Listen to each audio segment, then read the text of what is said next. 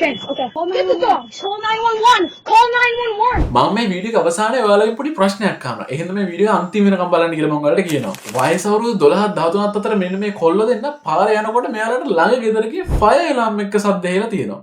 මේ වෙලාවේ කොල්ල දෙන්න ගෙදර ළඟට ගිහිල්ලා මේ ගෙදර අයට කතා කරලා තියෙනවා.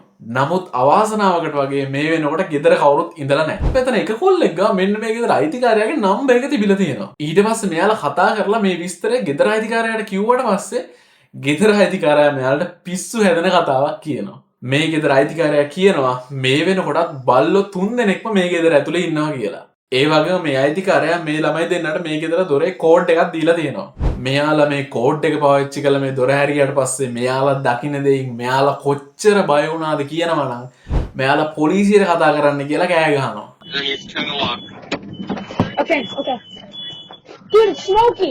Get the dog. Call 911. Call 911. මෙයාලා දකින්නවා දුමෙන් මුළු ගෙදරම වැහිලා ගින් තියෙනවා. පස්සේ මේ ළමයි දෙන්නට කොහොම හරි පුළුවන් වෙලා තියෙනවා එතනින් බල්ලෝ දෙන්න එක්ක නිදාස් කරගන්න. හැබැයි මෙයාලා දැනගන්නවා මේ වෙනකොට එක බල්ලෙක් අතුරුදහන් කියලා. හැබැයි මේ දෙන්න හොයලා බලද්දි මෙයාලා දැනගන්නවා මේ බල්ලා මේ ගෙදර උඩම තට්ටුවේ ඉන්නවා කියලා. මෙතනින් එක ළමයෙක් කොච්චර වීරයෙක් වුණාද කියනවනම් එයාගේ ජීවිතය ගැනවත් හිතන්නේ නැතුව උඩ තට්ටුවට ගිහින් මේ සුනකයන් නිදාස් කරගන්න සමත් වෙනවා.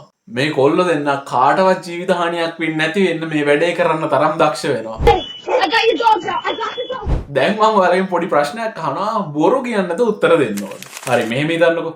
දැන් ඔයාලා පාර ඇවිදලා යනකොට ළඟ ගෙදරකින් ගෑනු කෙනෙක් උදව් ඉල්ලලා කෑ ගන්න සද්දයක් ඇහෙනවා. හැබැයි උදව් ඉල්ලන එක බොරුවක් වෙන්නත් පුළුවන්, ඇත්තක් වෙන්නත් පුළුවන්. මේ වගේ වෙලාවක ඇත්තටම ඔයා මොකක්ද කරන්නේ? පාලින් කමෙන්ට් එකක් දාගෙන යන්න අනිවාර්යයි. තව කියන්න ඕනේ මම මේ වගේ වීඩියෝ හැමදාම දානවා. එහෙනම් මම ෆලෝ කරලා තියාගන්න.